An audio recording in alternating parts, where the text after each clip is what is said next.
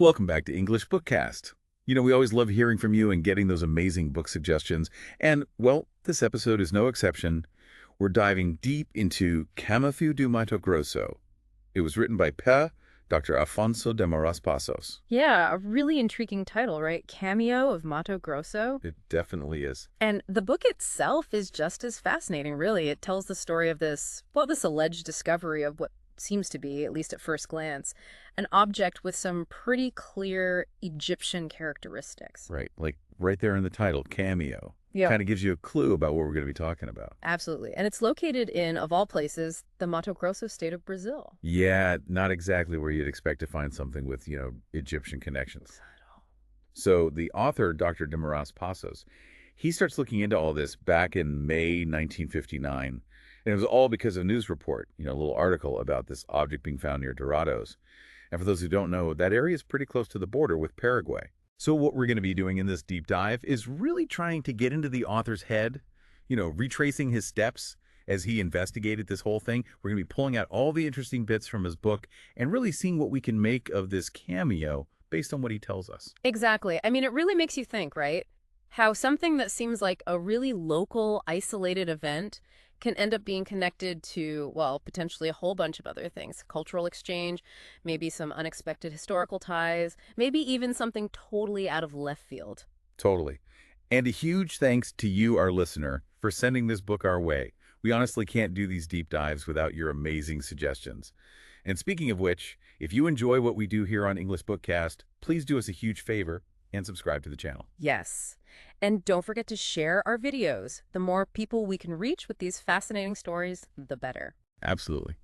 Okay, so let's jump right into this, shall we? And I think the best place to start is with the people Dr. de Moraes-Passos met while he was doing his investigation, because they're really at the heart of this whole story. Yeah, good point.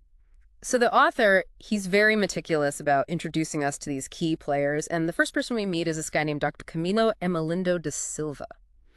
Now, at the time, he was a well-respected doctor in the Dourados community, 65 years old, and a former state deputy, too. Okay, so pretty prominent figure, someone you'd probably trust, right? Right, and get this, the author mentions that Dr. Camilo was really interested in monosyllabic languages. I thought that was a really interesting detail. Really? Why? It just kind of shows you what kind of guy he was, an intellectual, curious about things.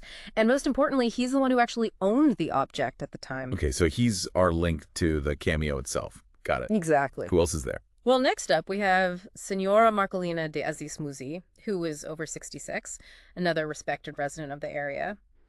Her connection to the story is really interesting, though. It was actually her husband, João Muzzi, who found the object, but he'd already passed away by the time the author started investigating. Oh, wow. So she's kind of like the keeper of the family history then. You could say that. The author really emphasizes how reliable she was as a witness, which is super important, considering the circumstances of the discovery. So we know who found it, the doctor who owns it, who else is involved. Right. So, of course, we got to talk about João Muzzi himself, the guy who actually stumbled upon this thing. The book gives us a timeline, says he found it sometime between 1942 and 1944 while he was out hunting with a Paraguayan employee. Ah, okay, the Paraguayan employee. That's a detail I remember seeing a few times in the book. Exactly. Now, this guy, we never learn his name, which is a shame, but he's the one who actually saw the object first and picked it up. I remember reading that the author really tried to track him down while he was in Dourados. He did. Spent a whole week there, actually, trying to find him. But no luck. De Marcolina, she remembered him working on their ranch, which back then was owned by her brothers-in-law, but she couldn't recall his name either.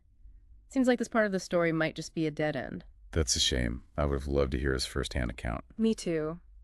But, sometimes those are the breaks when you're dealing with history. There's always more we wish we knew. True enough. Yeah. Who else do we need to know? Right. So the last person we meet is Senior Armando Campos Bello, a rancher from Mato Grosso. He's kind of the missing link in the chain of possession. He's the one who got the object from the Paraguayan employee. Okay. And how did that happen? Well, it seems the employee was at a bar talking about this metal he'd found. Senior Armando was there too, saw it, and offered him, get this, a bottle of cachaça in exchange for it. That local Brazilian spirit. Wow. The guy just went for it. Apparently. Doesn't seem like he thought it was anything special at the time. It's amazing how something that might be historically significant can just be traded for something so, every day. I know, right? It really shows you how differently people can value things. So how does Dr. Camilo end up with this cameo? So Senior Armando, he shows the object to Dr. Camilo, his doctor and friend. And remember, Dr. Camilo's a curious guy. So he's intrigued by it, and he ends up buying it from Senior Armando for a canto de res, which is 1,000 reis. The author makes a point of saying this was a lot of money back then, especially in that area. So this is when the object starts being seen as something more than just a trinket then. You could say that. It's like it enters a new phase of its life, you know? Yeah. It's funny, though, even Marcolina, she knew how much Dr. Camilo paid for it, but she still called it a santinha, like that little saint medal. Interesting. So maybe there's a bit of a disconnect there, right? Like the locals still saw it as one thing, but the doctor maybe saw something more. Exactly. Perception is a powerful thing. But, okay, so we've got the players, right? We know how the cameo got from person to person. But what about the discovery itself? Like, how did João Muzzi actually find it? Right. Let's rewind a bit. Okay, so picture this. João Muzzi and his Paraguayan friend are out hunting. They're somewhere between 20 and 30 leagues from Dourados. That's what the doctor said anyway. Marcolina, she just remembers it being a long time ago. So we're talking a pretty remote area. Definitely. They decide to stop for a break by a stream. It's called Piravevê. The author, being as thorough as he is, actually includes a note from a local expert, Dr. João Muzzi de Souza, who tells us that this stream flows into the Ivanhema River, right near where the Dourados and Brilhante rivers meet. Okay, so we're getting a good sense of place here. Absolutely. So where does the cameo come in? So they're by this stream, which is described as shallow and queer, and the Paraguayan employee, he's either washing his hands or getting a drink, and he sees something shiny. Could have been on the surface of the water, maybe just sticking out of the earth a little bit. The accounts aren't totally clear on that. Either way, it catches his eye. Yeah, definitely. So he takes his machete and digs around a bit, and bam, he pulls out this small oval object. And after he washes it off, an image appears with what they described as little lines around it. Okay, so at this point, they still have no idea what they're looking at. Right. It's a total mystery. But because of that little hole at the top, they both figure it must be a santinha, one of those little saint medals. Makes sense, right? Yeah, I mean, they're familiar with those. It's their cultural context, so it's a natural assumption.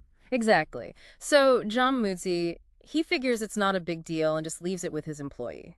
No one thought it was anything special at that point. It really goes to show how context can shape how we interpret things, right? Mm-hmm. Totally. Now, remember, Senior Armando the rancher, well, he ends up with the cameo after a chance encounter at a bar. Apparently, the employee was talking about this medal he found, and Senior Armando, well, he offered him a bottle of cachaça for it. Wow, that's all it took. Yeah, just a bottle of local liquor.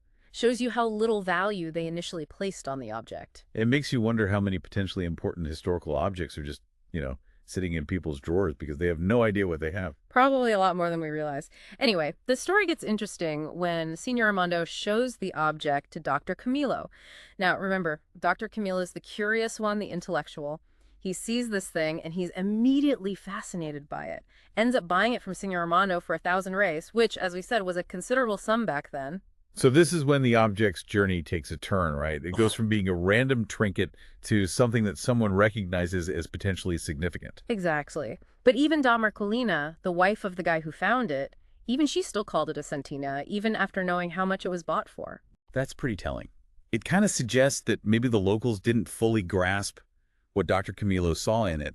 They were stuck on their initial interpretation, Right. It's like those first impressions can be really powerful even when new information comes to light. So the cameo is now in the hands of Dr. Camilo. What happens next? So this is where Dr. de Moraes-Passos gets really detailed, Sure. He's putting on his detective hat and giving us a full breakdown of what this cameo actually looks like. Right, like a proper forensic examination. Exactly. So first off, the material. He thinks it's either faience or porcelain, a type of ceramic with a white background.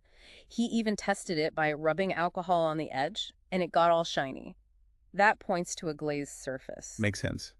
So what about the shape, the size? Okay, so it's oval-shaped, with the pointed end facing up.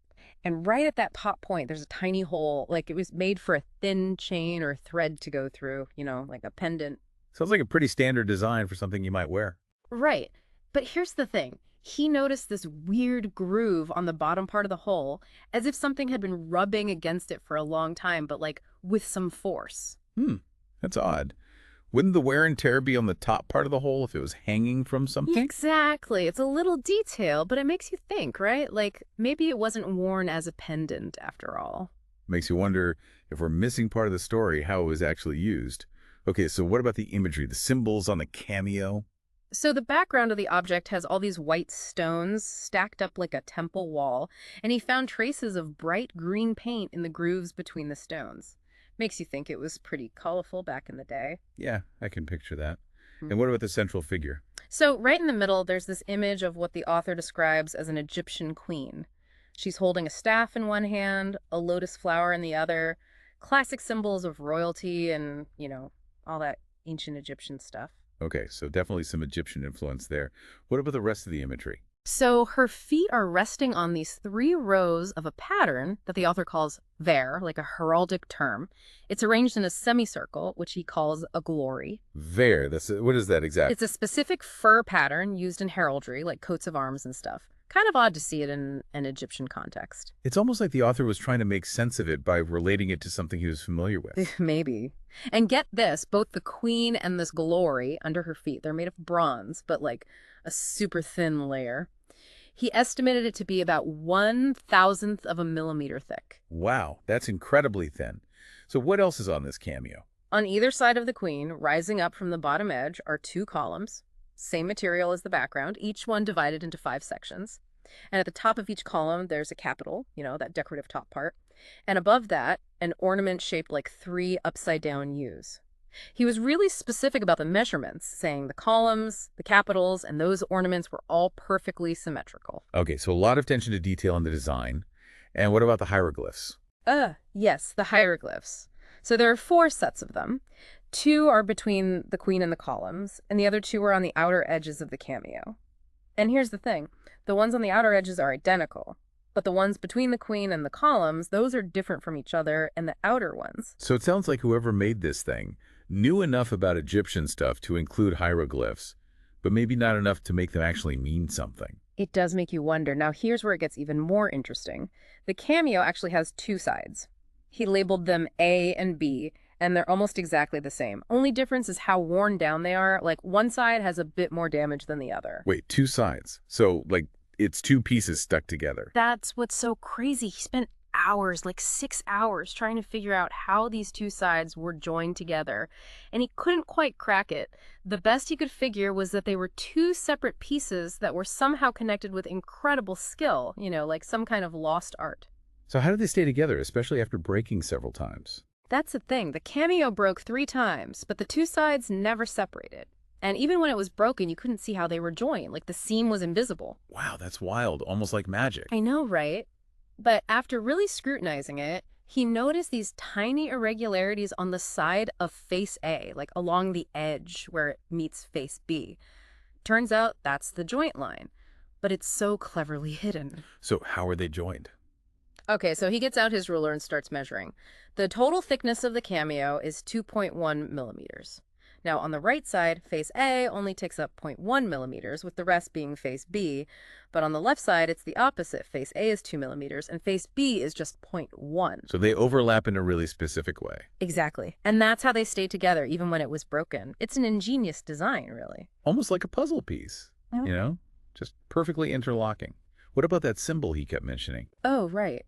On the very bottom edge, there's this mark, like a symbol lying on its side. He figured it had something to do with how the pieces were joined, but he couldn't quite figure it out. Another one of those little mysteries, I guess. Mm. So what about the condition of the cameo now? Like, how damaged is it after all that handling? Well, when it was first found, it only had one little crack on the upper part of his A. There's a photo of it in the book, taken by Dr. Camilo. Okay, so relatively good condition at first. Yeah, but then, Dr. Camilo, he was understandably excited about this cameo, so he showed it to a lot of people. And as you can imagine, with all that handling, it ended up falling a few times. Oops. Yeah, so that little crack got worse, went all the way through both sides. A small piece broke off, and then it even snapped at the queen's knees. Ouch. So is it just a pile of fragments now? Thankfully not. Every time it broke, Dr. Camilo glued it back together. But what's amazing is that even along those break lines, you still can't see how the two faces are joined. That seam is still invisible. So whoever made this thing was really good at their craft, whether it was ancient or modern. So with all these details, what are the big questions that the author is trying to answer? Well, the first one is pretty obvious.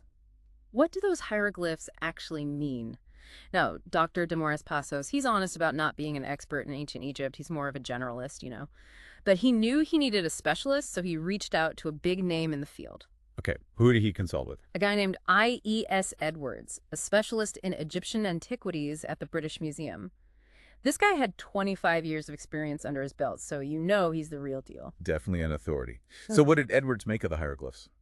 Well, his verdict was pretty straightforward. He said they were meaningless, just ornamental, not forming any actual text. Basically, someone who made this thing had seen hieroglyphs, knew what they looked like, but didn't really understand them. So more decoration than a message. Makes sense. Right. And this leads to the next big question, the one everyone's probably wondering. Is this cameo even authentic? Is it really from ancient Egypt? The million-dollar question. Exactly. And again, the author turns to Mr. Edwards for his expert opinion. Yeah. Well, based on Edwards' experience, having seen tons of similar objects, he believed it was a modern creation, basically a forgery. He said he'd seen dozens just like it. So not an ancient artifact after all. It seems not. Although the author does say that other experts might have different opinions. It's always good to keep an open mind, right? Of course.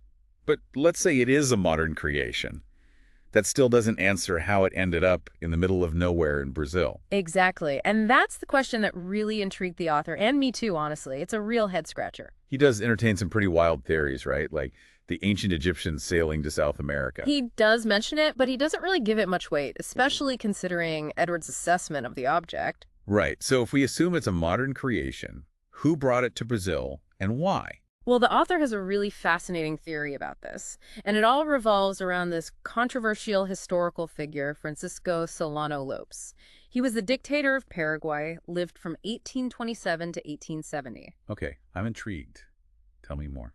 So Lopes, he studied in Paris for a while, and at that time, all things Egyptian were super trendy in Europe. This was right after Champollion deciphered the Rosetta Stone, so Egyptomania was in full swing. Makes sense. Europeans have always had a fascination with ancient Egypt. Totally. And Lopes, he was close with this woman, Madame Alice Lynch, who had also lived in Paris. So the author's theory is that either Lopes or Madame Lynch picked up some Egyptian-style souvenirs while they were in Paris. I mean, it makes sense, right? Those kinds of objects would have been pretty common there. Yeah, totally. But how does this cameo end up in Brazil? Well, to support his theory, Dr. de Moraes-Passos talked to another expert, Dr. Jorge Tibiriça Filho. This guy specialized in the Paraguayan War, and he confirmed that Lopes actually brought a bunch of his treasure with him when he invaded Brazil. Okay, so we have a possible link to Paraguay. But did this treasure ever turn up? Well, no one really knows what happened to all of it, but we do know that Lopes got rid of some valuables as things started going south for him in Brazil.